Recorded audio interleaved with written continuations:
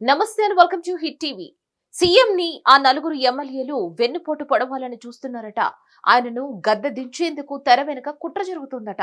పెద్ద ప్లాన్ తోనే ఉన్నారట ఆ ఎమ్మెల్యేలు. అసలు ఎవరా నలుగురు? ఆయనపై ఎందుకింత కుట్ర? Let's watch.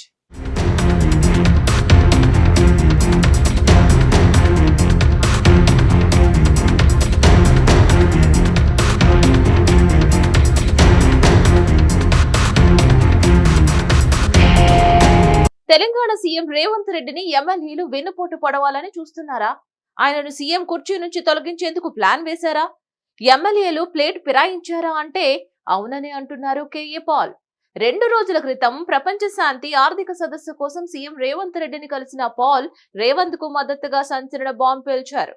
NT రామారావుకు Chandrababu Naidu వెన్నుపోటు పొడిచినట్లు రేవంత్ రెడ్డికి కూడా వెన్నుపోటు పొడవాలని నలుగురు ఎమ్మెల్యేలు ప్రయత్నిస్తున్నారని ఆరోపించారు. అలాంటి ప్రయత్నాలు మానుకోకుంటే గుండు గీస్తానని హెచ్చరించారు. 100 కోట్ల నుంచి 1000 కోట్లకు అమ్ముడు పోవాలనుకుంటున్నారని సంచలన వ్యాఖ్యలు చేశారు. ఎవరైనా అమ్ముడు పోతే వాళ్ళ ఇంటికి వచ్చి తగలబెడతారని హెచ్చరించారు. సీఎం ను కలిసిన 2 రోజులకి కేఏ పాల్ సంచలన వ్యాఖ్యలు చేయడం ఇప్పుడు తెలంగాణ పాలిటిక్స్ లో హాట్ టాపిక్ గా మారింది. కేఏ పాల్ నలుగురు ఎమ్మెల్యేలు మాత్రమే రేవంత్ కు వెన్నుపోటు పొడవాలని చూస్తున్నట్లు ఆరోపించారు. నేను కొంతమంది కాంగ్రెస్ నాయకులకు వార్నింగ్ ఇస్తున్నా.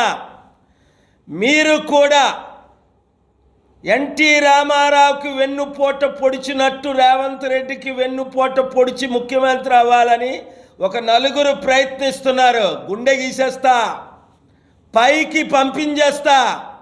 ఒళ్ళు దగ్గర పెట్టుకొని ఉండండి. ఎవడైనా జంపు జిలానీలా 100 కోట్లు 1000 కోట్లు ఇచ్చి ఇంకో ఈ పార్టీలో చేరమని మీరు చేరారా, మీ ఇంటికి వచ్చి మీ ఇల్లు తగలబెట్టేస్తారు కుర్రాలు. ఇప్పుడు ఎవరా నలుగురు అన్న చర్చ జరుగుతోంది.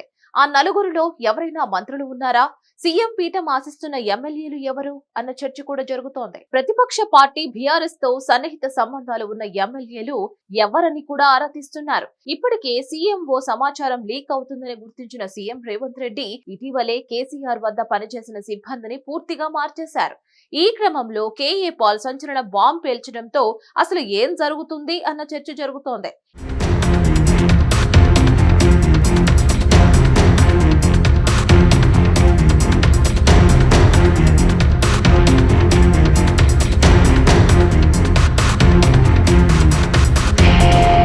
కొంతమంది కేఏ పాల్ సంచలనం కోసమే ఇలాంటి ఆరోపణలు చేసి ఉంటారని కొట్టిపారేస్తున్నారు. లైట్ తీసుకుంటున్నారు కూడా. కొందరు మాత్రం సీరియస్ గానే ఆలోచిస్తున్నారు. మరి ఏం జరుగుతుందో చూడాలి. దీనిపై మరిన్ని అప్డేట్స్ కోసం కీప్ వాచింగ్ హిట్ టీవీ.